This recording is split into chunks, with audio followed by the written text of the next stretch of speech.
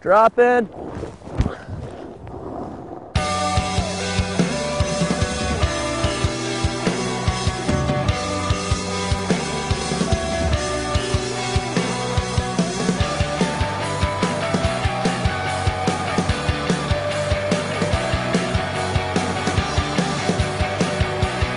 The orange oval designates freestyle terrain, such as parks and pipes.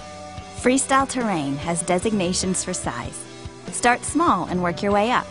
Designations are relative to each resort. Some resorts designate features as small, medium, and large. Be aware these ratings are determined by size, not degree of difficulty, and are relative only to that resort. Make a plan. Before you go, check resort websites, review overall conditions, and ask park workers or patrollers about current park conditions. When you get to the mountain, make sure and warm up first. Be aware that the features change constantly due to snow conditions, weather, usage, grooming, and time of day. In the morning when you get to the hill, make a plan before you start hitting all the features. Make sure you roll through the park, check the speed, make sure there haven't been any changes, and if there are, ask the park crew about them. Just kind of get an idea of what the park's like before you start sending. Every time you use freestyle terrain, make a plan for each feature you want to use. Your speed, approach, and takeoff will directly affect your maneuver and landing. Having the right speed for a feature in a park is pretty crucial. You don't want to go too slow and knuckle a jump or overshoot it with too much speed, so be sure to ask other riders or even follow them into jumps. Understand the intended use of the freestyle terrain you have chosen. For example, some features are intended to be used in a series with no stopping, and some individually with stopping areas. Jump ramps are for jumping, and rail ramps are for entering onto rails. Your actions can knock you off balance, so always trying to land on your feet. And remember, inverted aerials are not recommended. Check with your resort to understand their policies on inverted aerials. Look before you leap. Read and obey all posted signage, instructions, and warnings before entering freestyle terrain.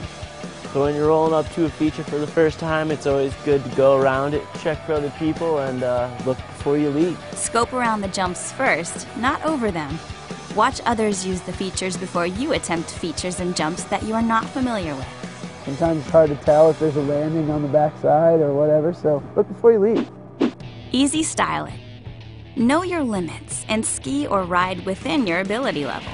Easy style it. Start small and work your way up. Look for small progression parks or features to begin with. Freestyle skills require maintaining control on the ground and in the air. Do not attempt any features unless you have sufficient ability and experience to do so safely. Avoid getting in the back seat. Project yourself forward and stay balanced. When you're coming to the takeoff zone, you're going to want to project your body forward so you can align yourself with landing instead of getting sent back seat and biffing upside down on the landing. Always watch and control your speed. Too much speed can affect your landing and ability to land on your feet. If you feel like you're going too fast into a feature, you can scrub some speed by speed checking. Once I'm comfortable hitting the jump, I usually like to take a few setup turns into it, get my feet under me, and if I need to scrub some speed, I can. Respect gets respect. Respect the terrain and others. One person on a feature at a time.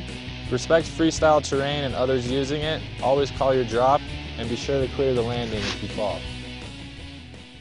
Know the code. Always stay in control. People ahead of you have the right of way. Stop in a safe place for you and others. Whenever starting downhill or merging, look uphill and yield. Use devices to help prevent runaway equipment. Observe signs and warnings, and keep off closed trails. Know how to use the lifts safely. You and you alone are responsible for making the decision to go into the park and using any feature. Make sure and learn the basics of freestyle terrain before coming to the mountain. Every rider is different, especially weight, type of board, wax, strength, physical ability, and experience. Wear a helmet to reduce injuries, but remember, skiing and snowboarding safely is the most important factor for preventing injuries. You want to be wearing a helmet when you're doing tricks and riding those trees and getting nasty. It's definitely saved some lives. Kevin Pierce for one. It's never a bad idea to wear a helmet. It could save your life. ATML. Every feature can be broken down into 4 zones. We're talking about learning freestyle. A, T, M, and L. The approach, the takeoff, the maneuver, and the landing. The approach zone is the space where you set up your speed and stance to use the feature. Takeoff zone is for making moves that start your trip. Maneuvers when you're in the air, controlling your body and spotting your landing. The landing zone is the prepared slope between the knuckle and the run out beyond it. Jumps. As your skills progress and you gain more experience, some terrain parks offer more advanced jumps. Many jumps vary in size and ability level. Hey man, can I follow you into the jump? Haven't hit him today. First, ride through the terrain park and watch others using the jumps and other features. Evaluate the conditions, including snow conditions, the light and park traffic.